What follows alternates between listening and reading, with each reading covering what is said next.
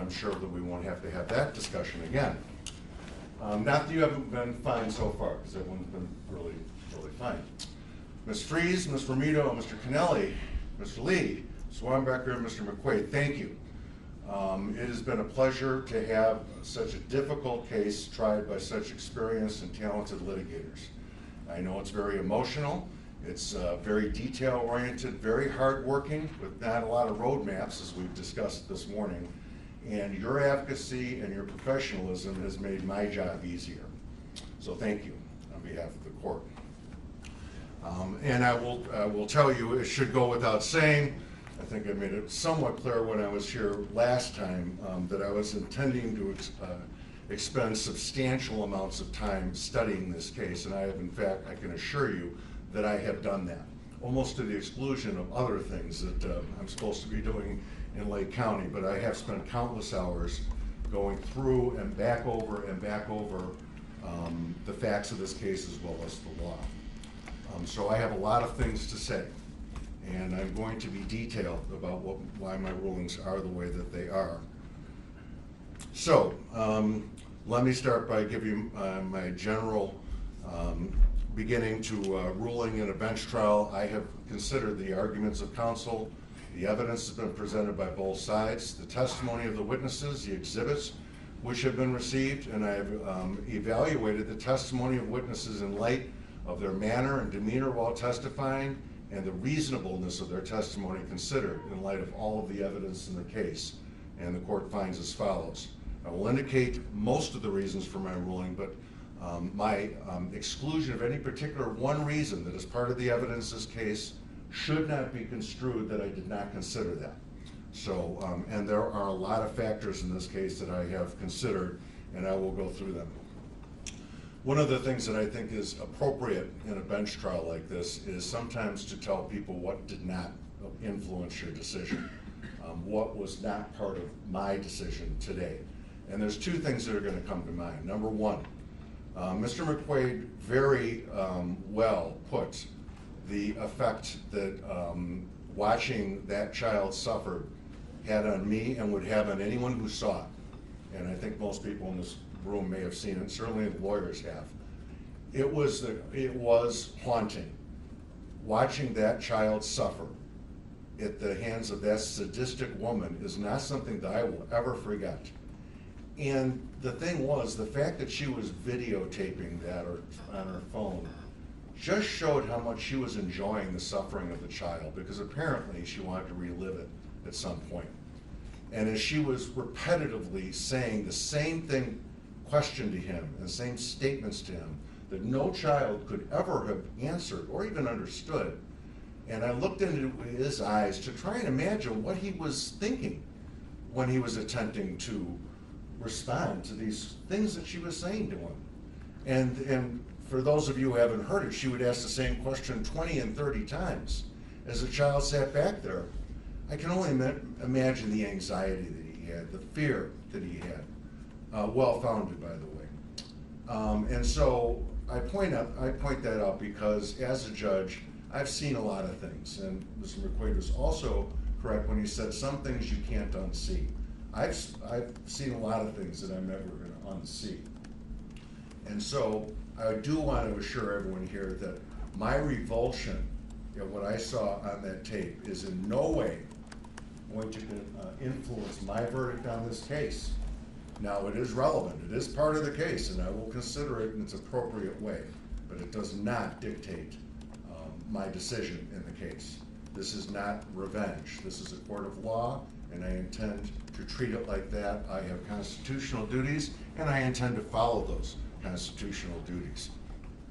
The other thing is, I'm not unaware of the controversy regarding the charges in this case. Now, we've spent a lot of time on that today, so let me weigh in by saying I understand there isn't a roadmap here. This is an unusual case.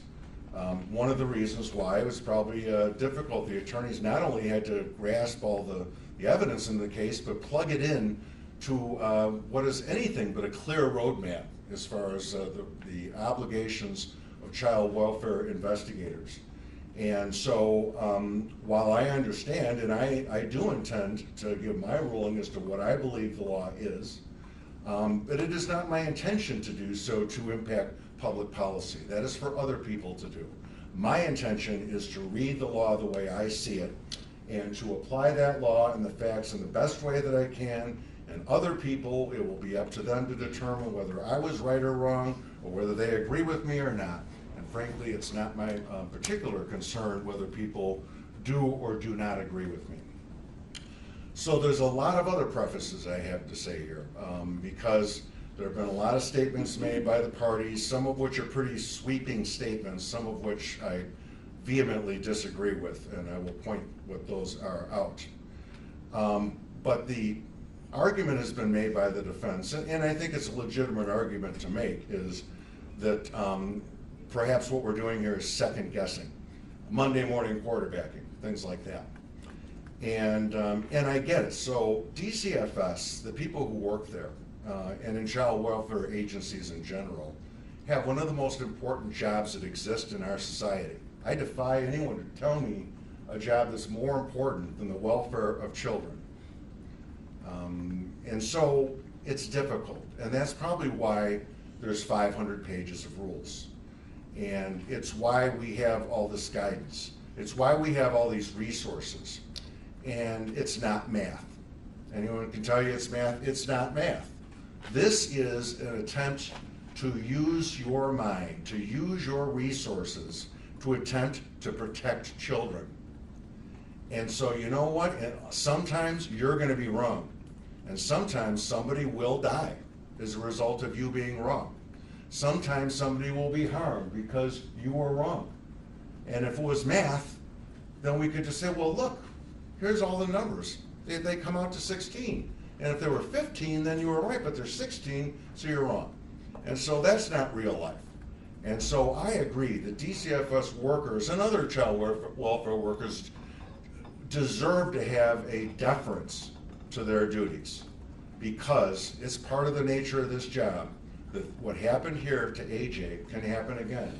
It's happened before, and it will happen again, and that's a sad thing, but it's just fact.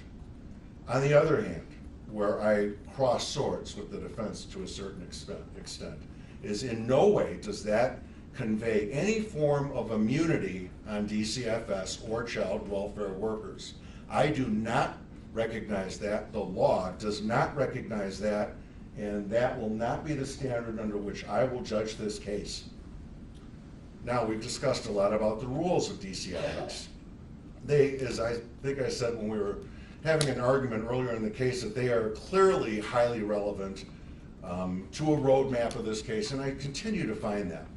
But I also agree with the parties that the defendants are not charged with violating DCFS rules. I mean, that's part of it, it's relevant, but this is not going to be math. I'm not going to make a finding that there were 16 rules here and the defendant violated 10 of them, let's say, and therefore is guilty, or didn't violate 15 of them and therefore is not guilty. This is not math. This is what we are supposed to do as to the mental state of the defendants and what their performance was. So let me read to you from the 300 series. And I do so knowing that we have heard more than we ever want to hear in our lives about the 300 series. I'm sure the lawyers even more than everyone else here. But at the risk of that, I am going to read one of the ones because this is the lens through which I view this case. And that is the purpose of DCFS, right at the beginning of the 500 pages we heard about. And that says, Child Protection Services is a specialized component of the broader public welfare system of services to children and families. The purpose of these procedures is to define the intervention process and provide instruction to staff for all steps of that process. From the point a report is received alleging that a child may be abused or neglected to the completion of the investigation, allegations received by the department shall be investigated to identify families in need of protective services consistent with laws and policies pertaining to child abuse or neglect. Child protection specialists will ensure that all assessments will be individualized to meet the specific needs of each client, to provide meaningful and equal access to programs and services. The department's intake system encompasses all service and investigative activities, whether a child has been abused, neglected, or is dependent, or is at risk of harm.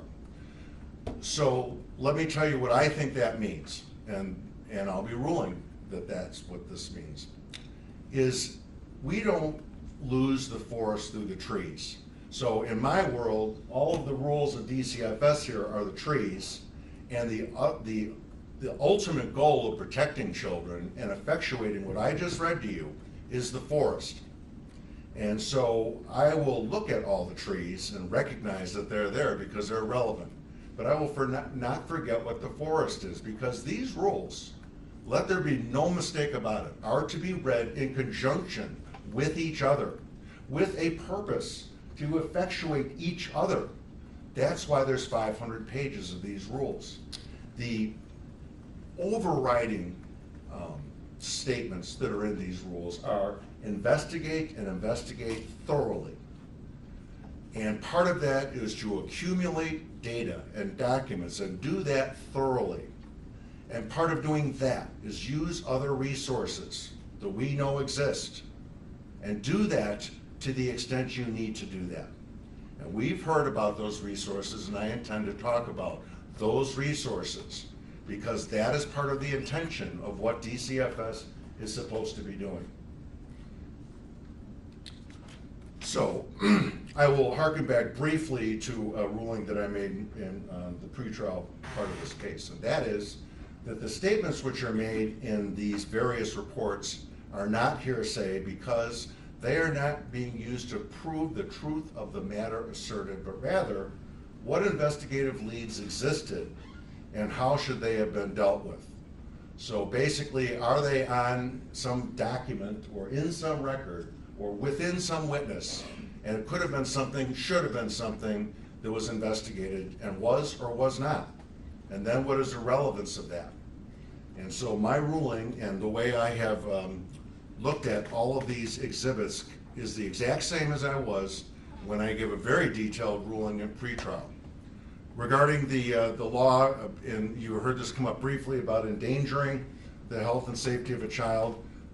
The law was read correctly by Ms. Romito later. My quibble with defense counsel McQuaid was that he said, inferred at least, that death had to be anticipated, which it was not. It's part of the elements, but it's the safety. Permitted the life or health of a minor child to be endangered. My quibble with what the other defense said was that it had to be the proximate cause of the death of AJ. That is not correct either. It is a proximate cause of the death. The law can and does recognize potentially more than even two proximate causes of death. So, but that having been said, once again, the attorneys were very good at summing up their arguments. So what I want to do is discuss some of the other factors, that phrases that have come up here very often. And so two of the phrases, and this has to do with thinking and investigating, are critical thinking and not in a vacuum. So what does critical thinking mean? It means that we are using our brains. It means that we are using our resources. It means that we are doing what a professional is trained to do and expected to do by our society. Critical thinking, that's what it means. It means we're going to take these factors and put them all together, and then we're going to make a studied decision on this because there is so much writing on our decision. Thinking in a vacuum. Don't think in a vacuum, because life isn't in a vacuum. AJ's life wasn't in a vacuum. None of your lives are in vacuums. You can't take one specific thing and isolate it and act like that defines the life or the safety or the future of anyone, much less children. And so thinking in a vacuum is discouraged by the DCFS reports. Once again, we're supposed to look at everything, use all our resources, and make studied decisions. Nothing less than that can be or will be tolerated. We had discussions about facts not being in the report. And so Ms. Ruzicka, and let me start with some of the just basic findings about credibility of witnesses. I found Officer Shipbow's testimony to be credible. And I do recognize that really the only one thing that I heard her say at all that was in any way meaningfully challenged was whether or not Mom told AJ about the dog doing this, or AJ said it. And she said on the witness stand that Mom said it, and the report said AJ said it in front of Mom. And to tell you the truth, number one, I find her testimony to be credible. I don't find whether or not which person said it right there to be that relevant at the end of the day. He said, it was said, in other words. It was said that the dog did it. And so if AJ said it in front of Mom, then Mom was there to hear it, or Mom said it, AJ was there to hear it. Either way, Mom was present, standing there when the statement was made. Regarding Ms. Ruzicka, so I found, and by the way, I'm guesstimating here, at approximately 7.5 hours of testimony. It was torturous in every way. Well, it was necessary, but it was torturous in every way. And I found her to be a willing, but a little bit sometimes over-willing witness. We added answers in at the end of things, and I don't know if it's a nervous tick that she had or not, but she was very difficult to confine sometimes to the facts of the case. And her testimony, for me, was really just a discussion of what these rules are. Because somebody's going to be on the stand. So at the beginning of the trial, the attorneys gave me a banker's box worth of documents. And I'm thinking, what am I supposed to do with this? Am I supposed to read this 1,000 pages tonight or tomorrow or this week or how? And I expect testimony, expect it, when you have volumes like that, to define where your case is. What's the theory of your case? Don't make me hunt for it. The lawyers have a job to do, and I expect defining what the evidence is and the law, that's part of their job.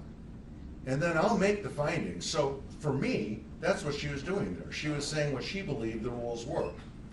I didn't find there to be a lot of difference, and you may recall there was a time where we had to recess for quite a while because it turns out that the original rules that had been given had been supplanted, and she was testifying at first for about an hour about rules that had been promulgated after AJ's death. I didn't find, we went back through every single one of those rules. I didn't see substantial differences between the rules at all. And so I didn't consider that to be hiding the ball, defrauding anybody, or anything else. Her testimony about what she believed, whether or not this would have happened to AJ.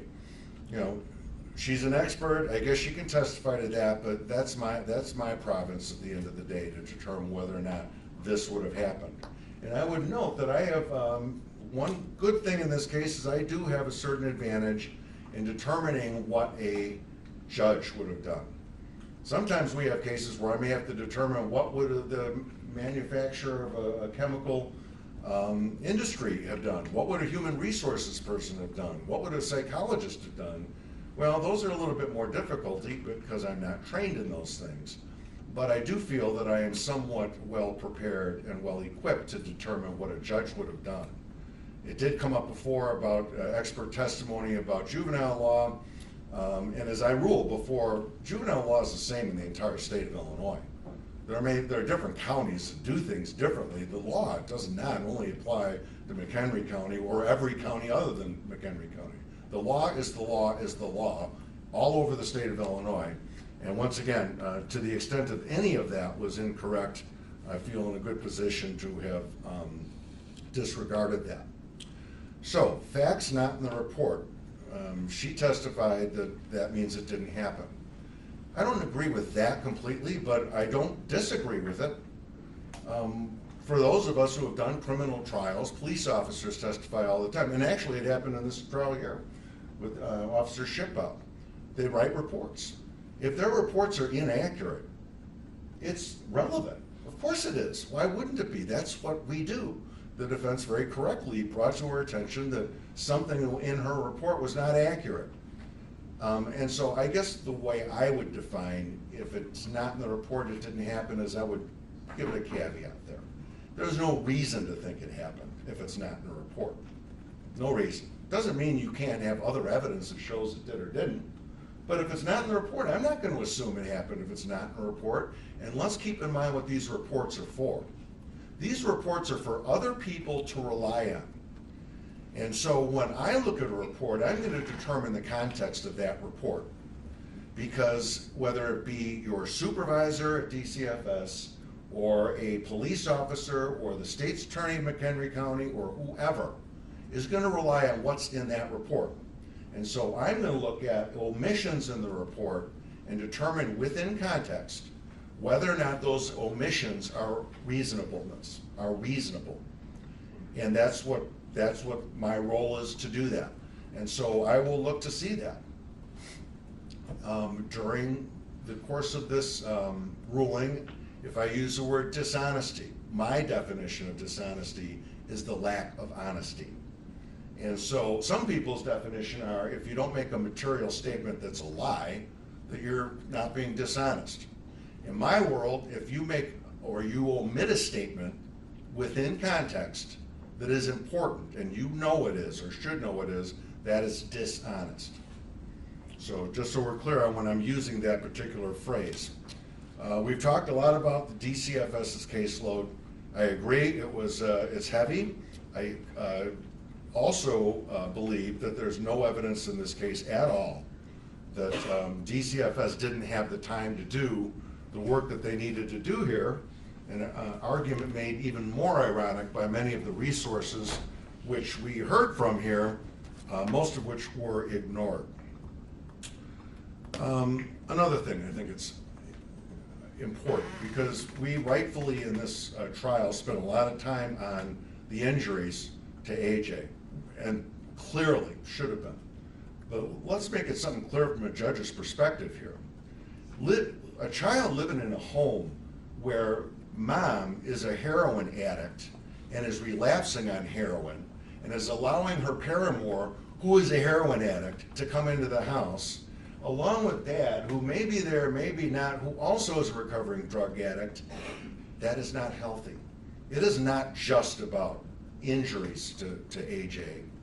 It's about the entire life of this family. And so when I say don't look at this in a vacuum, I would say anybody who just wants to pick one part of this case out and then identify that, you are thinking in a vacuum, but I'm not going to. So there are two separate and distinct major issues here, and that is the use of drugs and the continuing use and relapse of drugs and the physical injuries that took place to AJ. So to begin, once again, for those of us who don't understand what sequences are different separate investigations which are done by DCFS. In this case, the A sequence was when AJ was born with both opiates and benzos in his system. Obviously, he was taken away from mom's custody. Mom, somewhat interestingly, denied use of those drugs. I also understand that some of those records from the A series would have been expunged due to its age, but not the nature of the A series. So the B series was this incident that had happened March before. So mom ends up in the hospital. She's asleep at the wheel. She's got track marks up and down her arms apparently. And then dad brings kids in. Kids not only are profoundly dirty according to hospital staff, but literally have their clothes on inside out. There are suspicious injuries on AJ's head. Kids seem to be somewhat afraid or distant from dad. And so what happens then is mom stays at the hospital and the kids go home with dad. Interestingly enough, nothing else happened. Nobody asked any questions based on this. So that was the B series.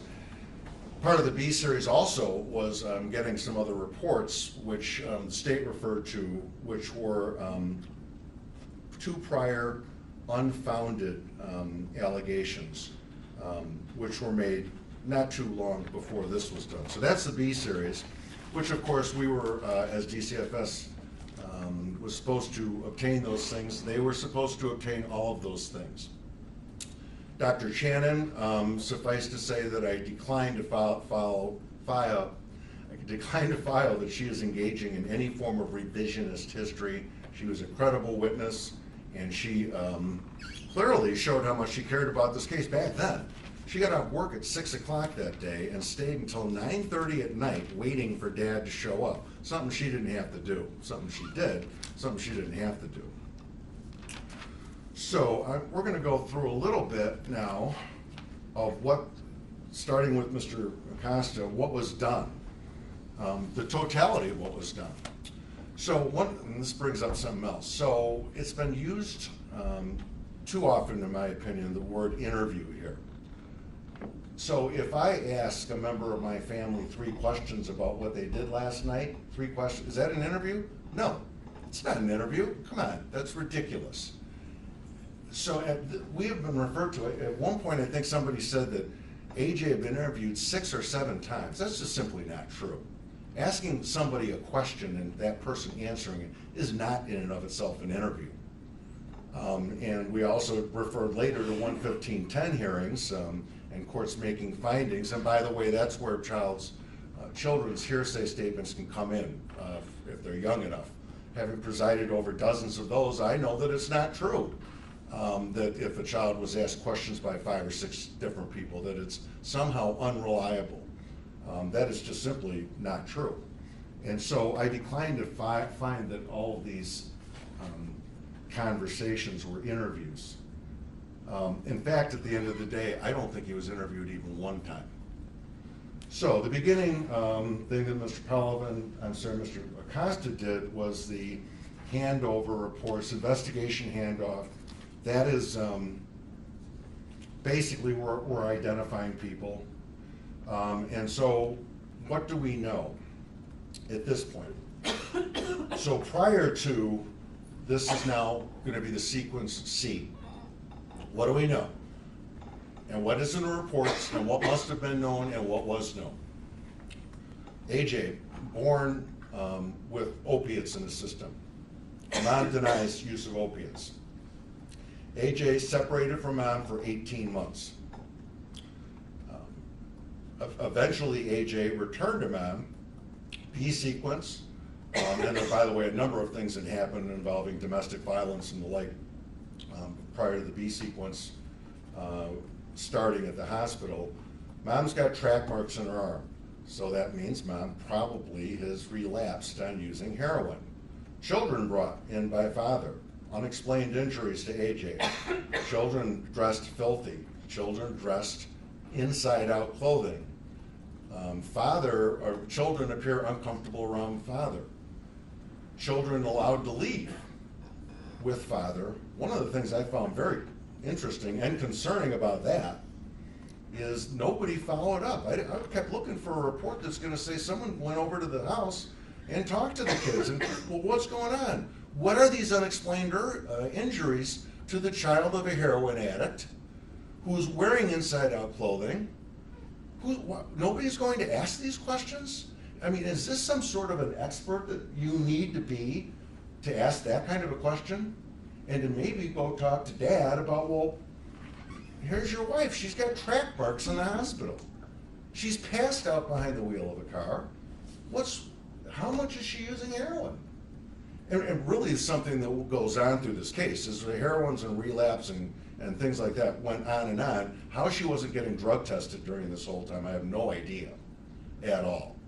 Because apparently we're hunting and pecking here, but we're not looking at this family together. It's a vacuum. So in other words, there's the one date at the hospital. Let's look at that by itself in a vacuum.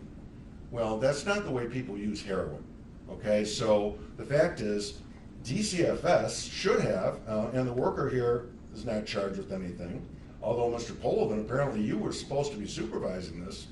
I kept looking for that piece of paper, figuring I must be missing it. Because obviously somebody would have gone and said, okay, Mr. Freund, well, your wife's got track marks on there, and what about these injuries? No attempt, none, made by DCFS here, none. And I find that to be strange, and I find that to be exceedingly disturbing. So then we look at the Leeds reports and we look at the other reports. So add to all this, mom has a history of domestic violence. Look at the other parts of the B series. We know mom has a psychiatric or psychological diagnosis. When we look at all these other reports, we know that mom, on at least 2 occasions, is suicidal. Looking at all these reports and looking at Mr. Nowicki, inserting him now, and I still, for the life of me, have no idea what was going on in that house where mom and dad are there with Paramore, and mom and dad, apparently Paramore and mom, are heroin addicts who are using Suboxone. And by the way, this is something I found really interesting. Several weeks, I think it was in August or so before the December incident, there's a police report from Crystal Lake Police Department, where they see Nowicki and mom right in front of the home where the kids lived. And they were both, as they said, out of it. And they were asked what they were doing, and both of them said, well, we were in a blackout last night. Well, who was taking care of the kids when they were in a blackout last night? And was the blackout because they were using heroin or Suboxone? I don't know. But one of the things that was interesting, and nobody mentioned this, but I did notice this, is the Crystal Lake police officer said, and it is in his report, that the Nowicki seemed very interested in when he gave him a police report number.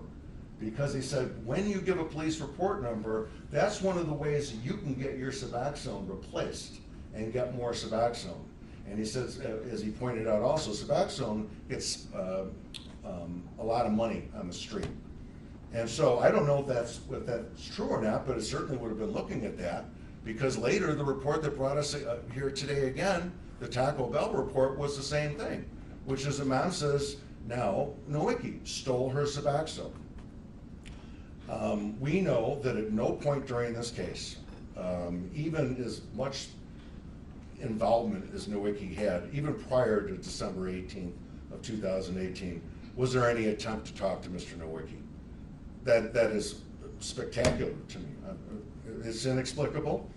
I've never heard, there's nothing even approaching a rational explanation about why he was not being interviewed, about his heroin use in the house or Suboxone use, about her heroin use in the house or Suboxone use, about domestic violence, about stability of the house. No one made an attempt. Now, this is one of the resources that could have been used and was not, and that's the Crystal Lake Police Department, because Mr. Nowicki was very well known to them. So after the incident that I just talked about here, where they're both in front of the house, both of them in a blackout, or they were in a blackout last night. And by the way, I would ask the Crystal Lake police officer, why did you find out whether there were kids in that house? Who took care of these kids last night? The people who were out of it in a blackout, were they the caretakers of these children?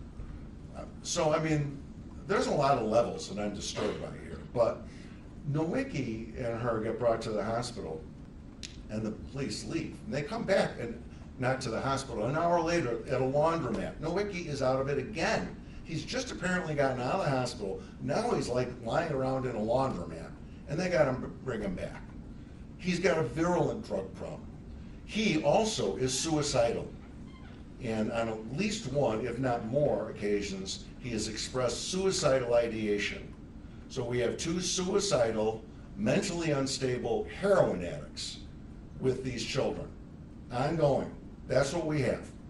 We have a dad who at one point says, well, I'm almost never home. I work late at night, I come home late at night. We know dad is recovering, but we don't know a lot about dad. And that's a problem too. And I'll go into why that's a problem in a second. So we get over to Taco Bell. We know that this house is full of chaos, and that's to be charitable. This house is full of chaos and uncertainty. Oh, and by the way, I'm forgetting to mention the police contact before, where apparently the heat had been off for a couple of weeks when they went there. Nobody followed up on that either. So just leave the heat off, and Mom wouldn't let them in. And so apparently it was just, oh, she won't let us in. Well, we did our jobs, let's leave. And that's what they did. They didn't do anything else. So who knows if the heat was on or not on. But on December 18th, the police responded to Taco Bell, So we know that mom broke up with Paramore. Now we're talking once again about stealing Suboxone, which once again independently tells anybody who hears about it that yes, this is a drug used for people weaning themselves off heroin. This will bring us, by the way, reminds me regarding SHPO. There's been discussion about whether SHPO should have referred this to the Advocacy Center or assumed the investigation or not. What I keep in mind is Officer SHPO is a patrol officer. She probably spent the rest of her day writing speeding tickets. And so the thought that she's supposed to be making critical child care investigative decisions is absurd, simply absurd. So we have the children, they're not dressed appropriately. And we have mom who's not looking wrung out. We have the complaint about feces in the house, cold in the house, mess in the house, things falling from the ceilings or look like they're about to. Parts of the floor ripped up. That's what we know with Paramore, who may have stole Suboxone, maybe from the house when the kids were there.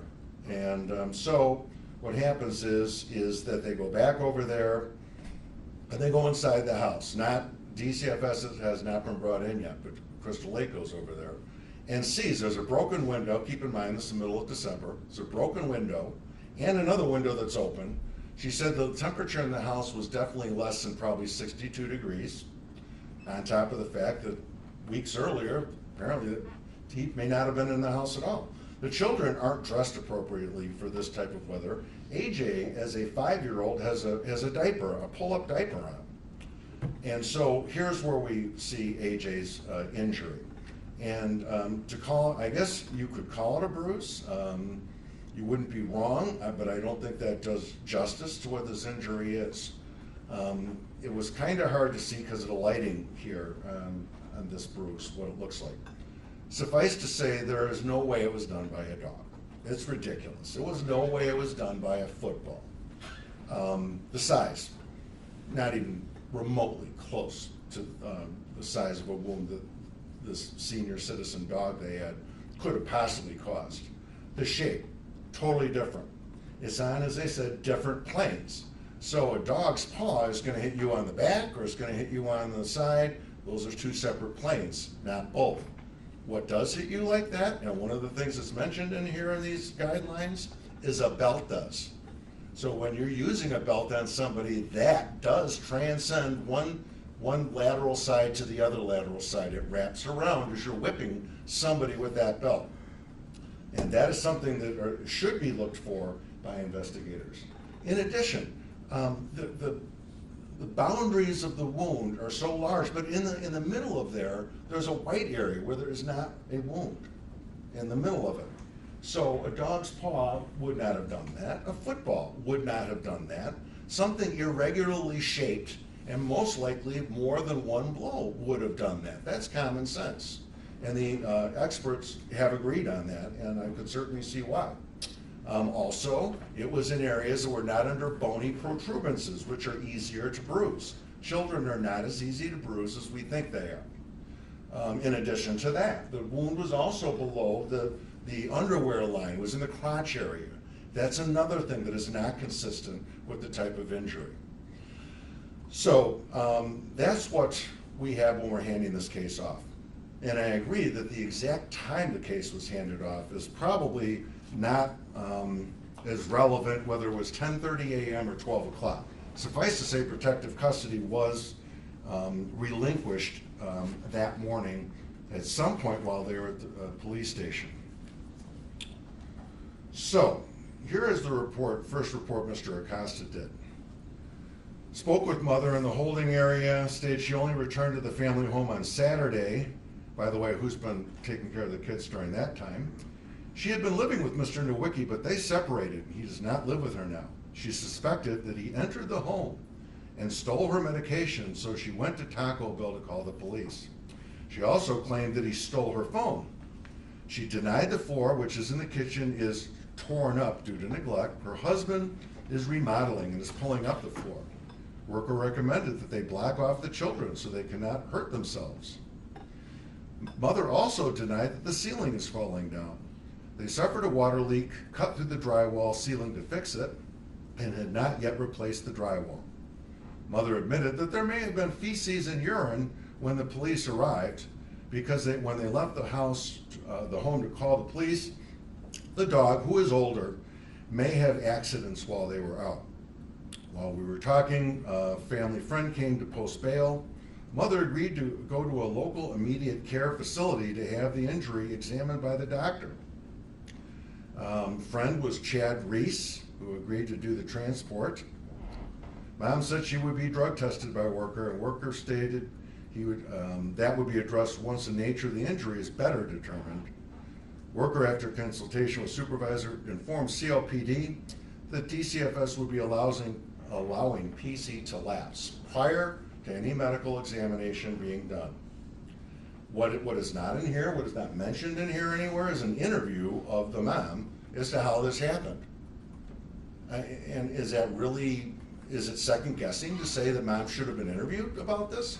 Really? Is that second guessing? Mom's standing there assuming the kid said it was the dog. Mom's standing there, mom's the adult there, and so there should have been an investigation. This is not some sort of esoteric little principle that I'm asking that should have been done here. No investigation of mom's statement at all. Second of all, why are we sending the kid to immediate care or frankly the emergency room? It's a bruise, so they're not going to treat it at the emergency room. And the Dr. Channon said, I was mystified why it came into me to begin with, because it's a bruise. There's nothing I can do. It doesn't mean it wasn't painful or concerning, but what's she going to do? It's not a compound fracture. There aren't bullets that she has to extract from somebody's body like people do in emergency rooms. So she was mystified, and she said, well, she asked the child outside mom's presence. And this is another thing that was interesting. So as opposed to taking the child over there himself prior to letting protective custody lapse, he lets the person who may be the offender take the child over, and didn't even direct where it went. He said immediate care. So here, mom, maybe you're the one who did it, but whatever. We're going to let protective custody lapse. You go take the child somewhere. I'm not going to go with you, but you take the child somewhere. And so at this point, Dr. Channon, who was very credible, contacts him after the child makes a direct accusation, and I view this as nothing less at all than a direct accusation against his mother, that she hit him with a belt. And after that, she says, number one, I am not qualified to make this decision, number one. Number two, the child is accusing mom of hitting him with the belt. And number three, please bring him somewhere where that can be investigated. And we know, by the way, that there was a place to do that. It's called Merit. But it wasn't. It wasn't done. And so this apparently was ignored. Now, the hospital confirms that they believe that there was potential child abuse in the forms they did. They also mentioned, by the way, the lip injury, which is referred to apparently in that incident, AJ fell against a wall. And so that's how his lip injury took place. So we have a drug screen that was done by Mr. Acosta. Some interesting answers here. I think the state points some of these out. Are you currently on any medication prescribed for a medical condition? No, that's not true. Do you have or have had ever had a mental health diagnosis? Now we know she's been diagnosed as suicidal and bipolar. Her answer, yes, I have. Are you currently on any medication prescribed for that? No. Have you ever taken prescription drugs that are not been prescribed for you? No. That's interesting, being that benzos are in AJ's system when he was born.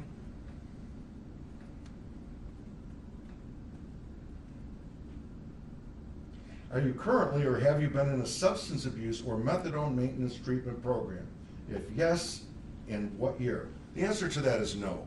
That is an outright lie. There were several, and I'm not going to go through every one of the reports, but she was in Centegra, she was in another hospital, and she was in another drug treatment facility prior to this that she had been discharged from because she stopped showing up at it. Have you ever felt you should cut down on your drinking or drug use? No. Do people criticize your drinking and drug use? No. Have you ever felt guilty about your drinking and drug use? No. All right, so these are all obvious lies. These are all in the record that they're lies. They're in the B series and in the A series. And these were things that were complete lies. At no point does the investigator say she was untruthful on at least 6 separate questions that I asked her.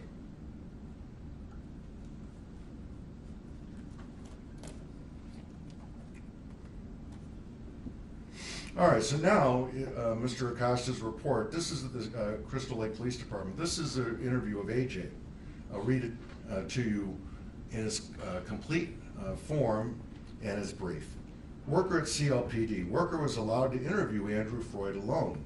He initially appeared generally healthy and well cared for with no obvious sign of abuse or neglect.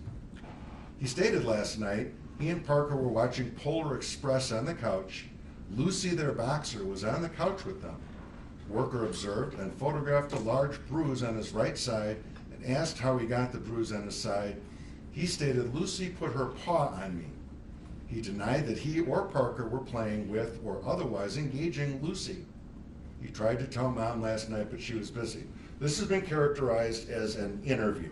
This was, the statements made by him were three sentences. 3 sentences. This is the totality. In this entire investigation, this paragraph is the totality of all the questions that were asked by DCFS of him. The totality of it. So moving on, he took the picture, and the picture we saw before that was sent to Mr. Polovin. Let's move on. Now there's another person. So we've already covered AJ and Mom, so now we have Parker there. I'll read you verbatim what Parker's paragraph is. Worker at CLPD. Worker was allowed to interview Parker Freund with Andrew in the room. Worker made several attempts to engage Parker, but he would not. He would lean over a chair and hide his face. After several attempts, Worker discontinued his efforts. He appeared generally healthy and well cared for with no obvious signs of abuse or neglect. So this was the entirety of Parker's part of this case. That's it. This was it. That was all that was done. We heard about the Child Advocacy Center. We heard about victim-sensitive interviews. We heard about child-friendly atmospheres. What we didn't hear was why wasn't Parker there? Parker, obviously, if something took place, no matter who you believe, is going to be an eyewitness to it. So why are we not utilizing resources which we have? I would say that that's a refusal to use that resource.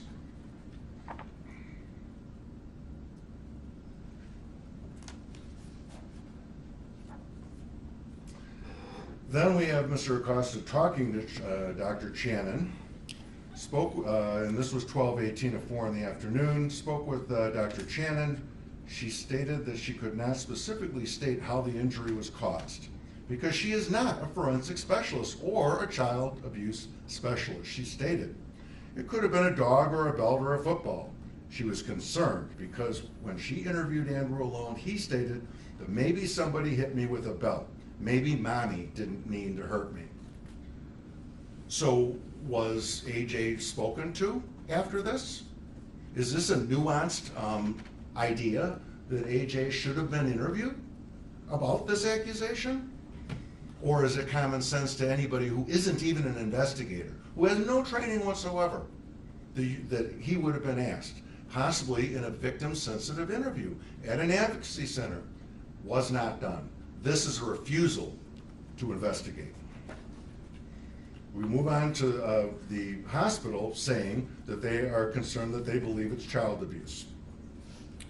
So moving on then. Oh yes, and once again, regarding the lip, explanation of injuries provided by parent and/or caretaker, and it says lip, fell against wall. Please note, and these are something that I would echo, please note if any of the following risk factors are present. Number 1, changing explanations of the injury. We have that here. Number 2, unwitnessed injury. We appear to have that here. Number 3, bruises on non-prominent areas. We have that here.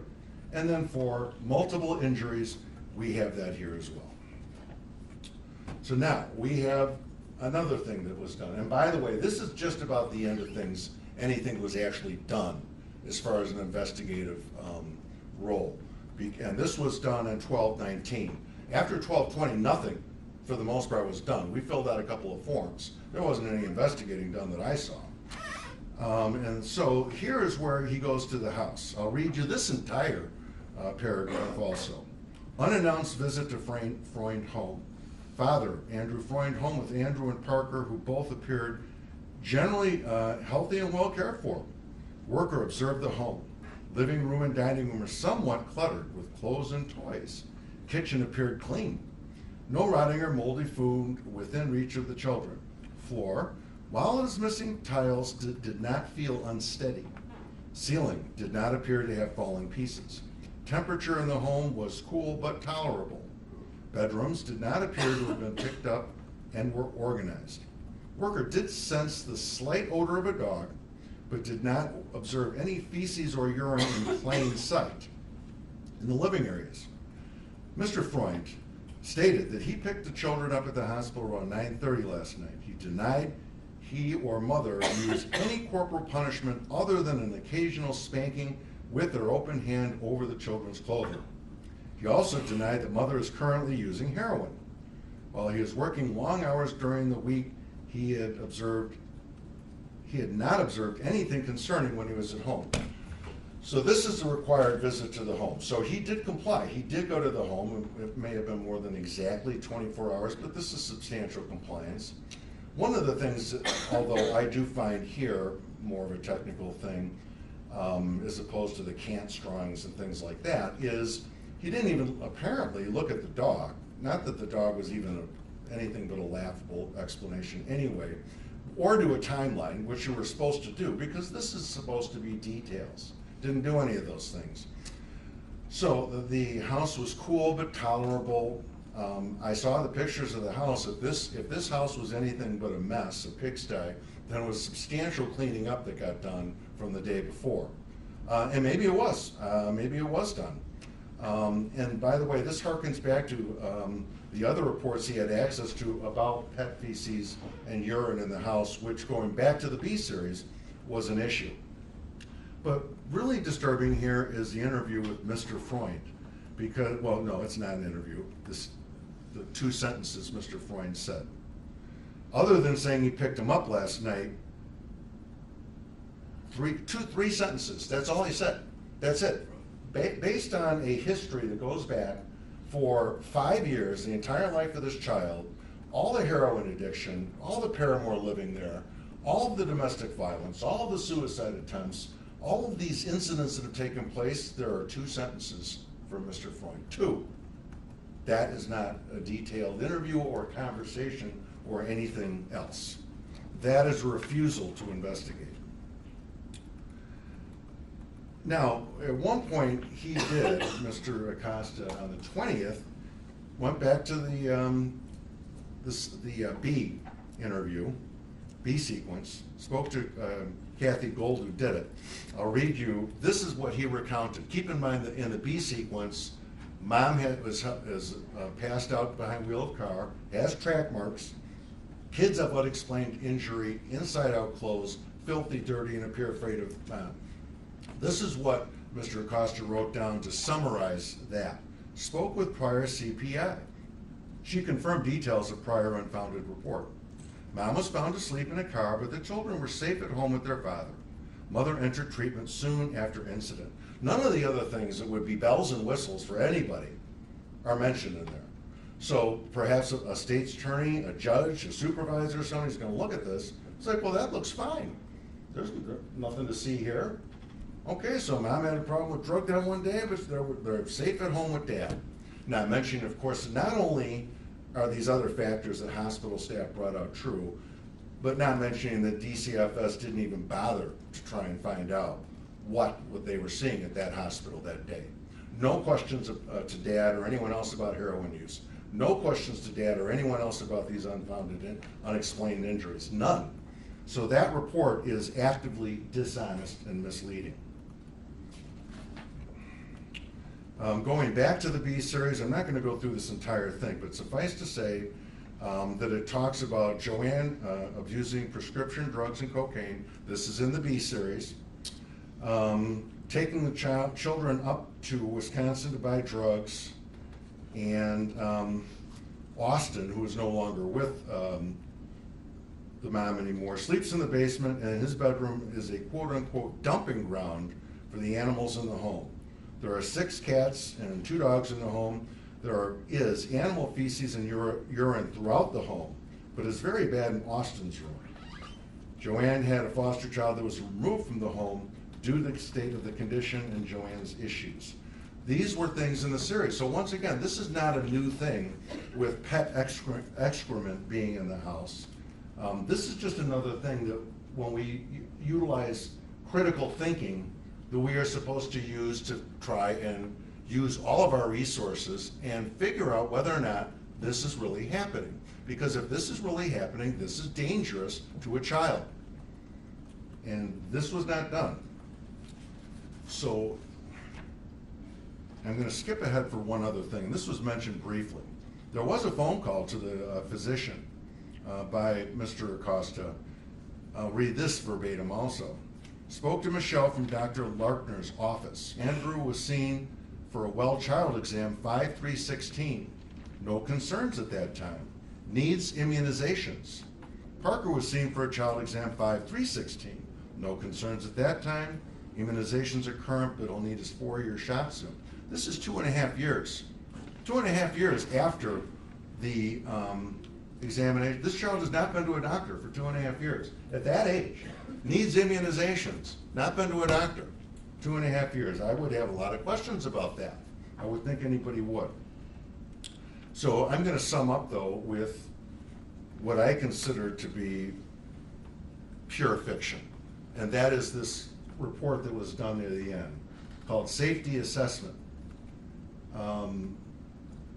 Has anybody in the home been violent or out of control? No, that's a lie. Has a caregiver, paramour member suspected of abuse or neglect that resulted in moderate to severe term who has made a plausible threat of harm to child? No, but then again, there's nothing about Mr. Nowicki being in here who is a heroin addict. And it goes on to, a child is fearful as his or her home situation because of the people living in the home or frequently in the house. So besides the fact that children have a history of being afraid of dad, is nobody even bothered asking about how about the heroin addict that's living in the house with you, that's moving in and out, who's violent, who's suicidal. Not even mentioned in there. A caregiver, paramour member of the household describes acts towards the child in a predominantly negative manner. Once again, apparently being around the children when you are using heroin and going into a blackout doesn't qualify for those things. In essence, it said no, no, no, no. It said nothing about threats to the child. And so I'll sum up what it says, because safety decision. And so this is what we have at the end, which in essence closed the book on AJ. Parker was seen, appeared generally healthy and well cared for with no obvious signs of abuse. Andrew was found to have a large bruise on his right trunk, which was caused by his dog. Boxer breed. Doctor said could have been a dog or belt or a football. Now I'm going to stop right there.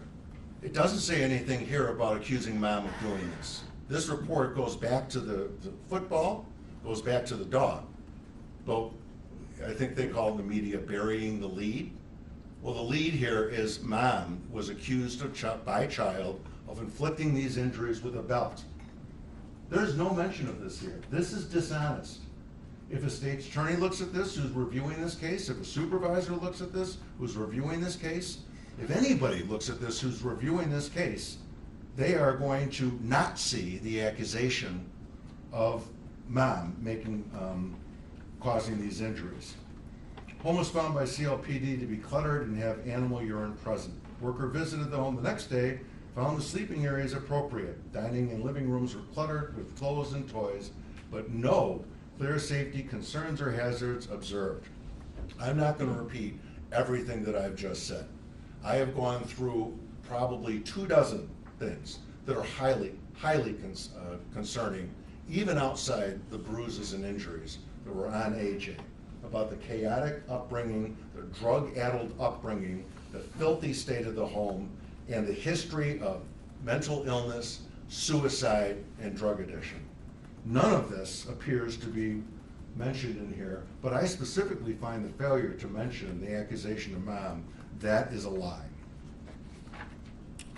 Was there a good reason to not take the child to Merritt? No, of course there wasn't. Merritt would have looked at it, and they basically told you they're very cautious.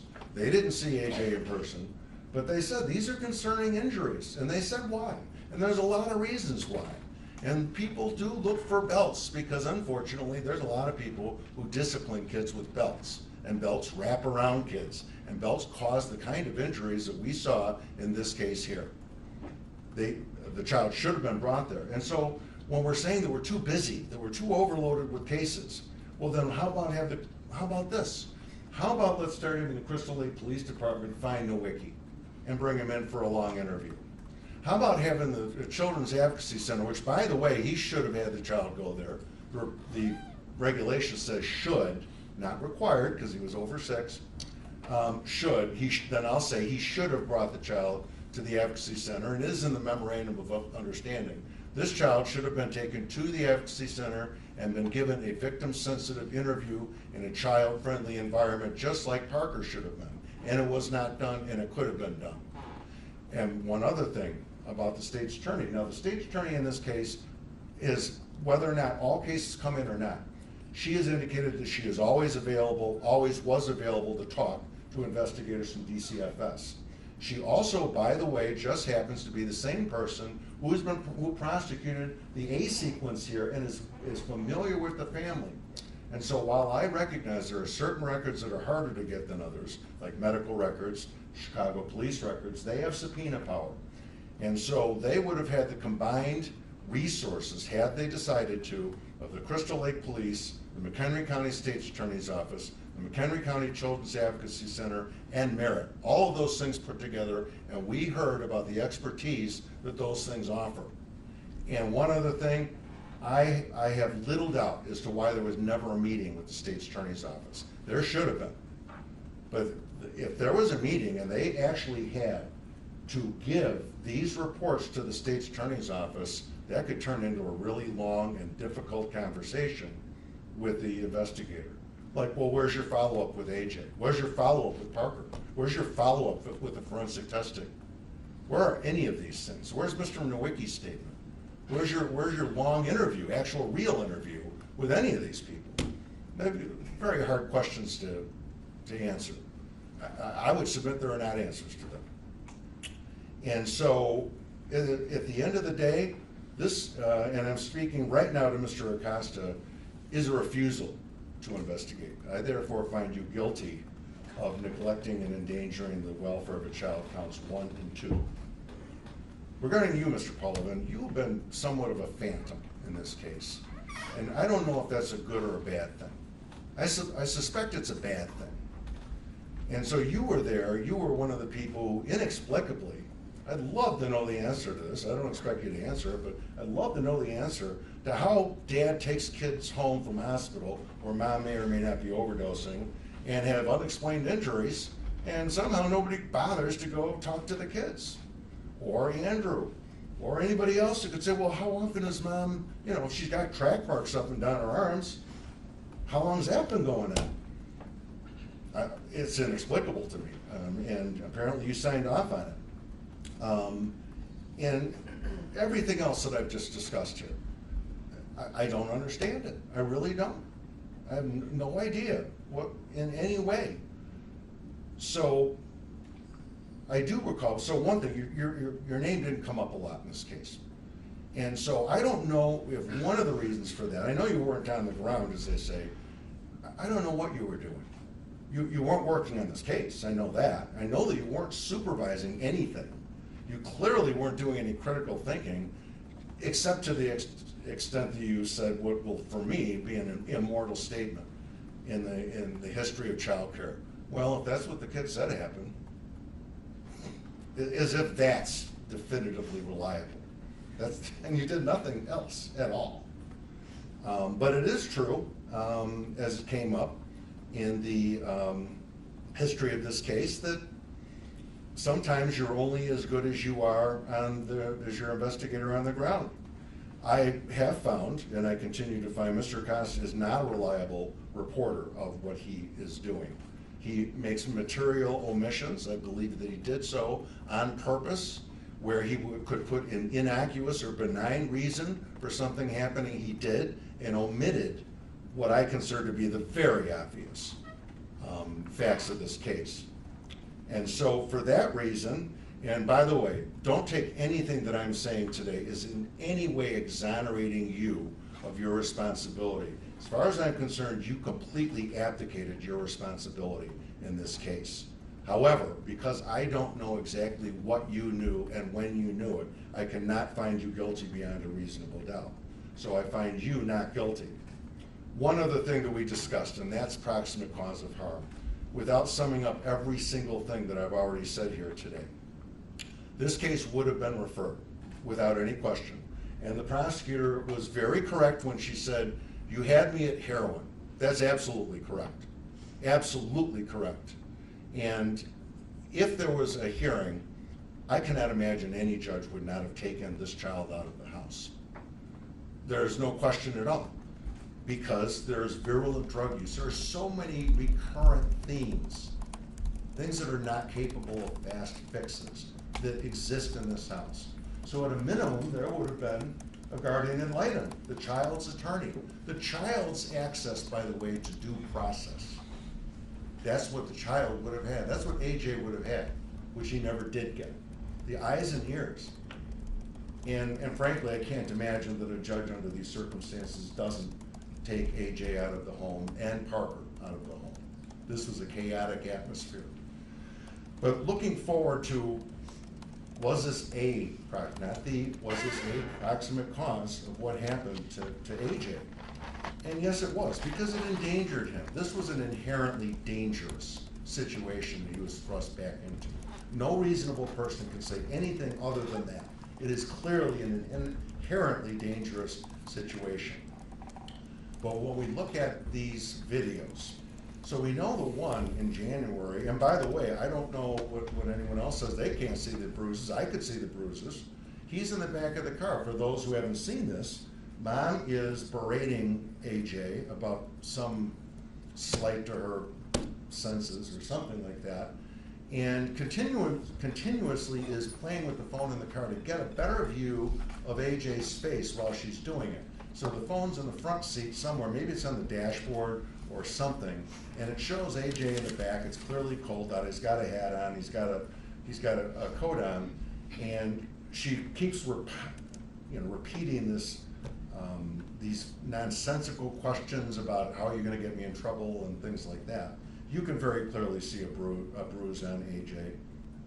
And one of the things that one of the doctors said, Soder, I believe, is that there's a cycle to abuse. The types of warning signs, other than the obvious ones which we've discussed here today, which come into play. And that's number one, failure to bond with the child. That happened here. 18 months that he was not with the child. Diagnosis of mental health issue. That happened here. Diagnosis, and that includes, by the way, suicidal ideation. Domestic violence, which of course we have here. But one of the things that she noted was AJ still had his blonde hair.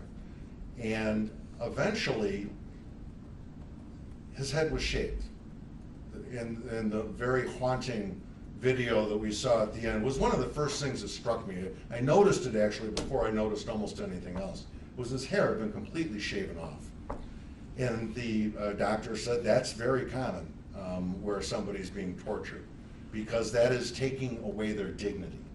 And that was just another thing that was done to AJ here. If there were eyes and ears, would Mom have done that to him when the guardian ad litem might be coming over? Would mom have been doing all this if she was drug-free for sure and being tested? And once again, we go back to the, he's got one at least, and this, by the way, was not surprising to me, he has one healing fracture in his ribs. So if there were eyes and ears in the home, how much would mom have felt free when the child's lawyer, the child's due process is coming over? And I would say no. But once again, a judge would not have put AJ back in this home. Clearly not. So at the end of the day, this is what it is. He was failed by the adults in his life. He died, he was tortured to death. He deserved due process. AJ never got due process from DCFS. He died suffering, and I hold the two of you and DCFS responsible for that. All right, so that having been said, sir, you were released from bond, pre-sentence investigation? Judge would request 45 days. All right, 45 days. Are there any particular components of the pre-sentence investigation that were requested? No. All right, defense, any particular components of it you would like? No, Judge. All right, so post-trial motions within 30 days. And what I'm gonna set a court date via Zoom just to acknowledge receipt of the post-trial motion, as well as any state's response. Both sides, please send me courtesy copies of the motion. So, that said, how about December 13, and that will be for a status of filing and to set a hearing date. It's fine with the state, Judge. It's fine. Okay, very good, and that will be in courtroom 812 in Lake County via Zoom. And Madam Clerk, here are the exhibits.